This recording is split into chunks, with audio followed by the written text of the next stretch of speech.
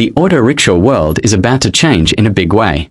The new 2026 Toyota Bajaj 10-seater auto rickshaw is being talked about as a game-changer for public transport.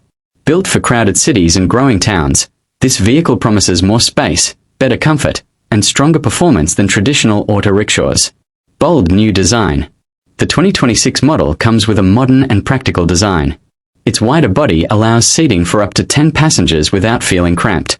Strong metal panels, improved suspension, and a balanced frame make it suitable for daily heavy use.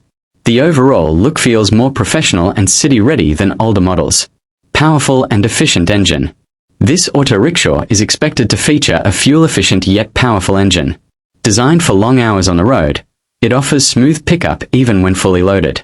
Low fuel consumption means lower running costs, making it ideal for drivers who depend on daily earnings. Comfort for passengers. Passenger comfort is a major highlight. The new seating layout provides better legroom and improved cushioning.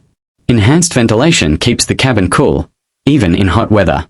The ride feels more stable, reducing noise and vibration during travel. Safety and durability. Safety has been upgraded with a stronger chassis, better braking system, and improved lighting.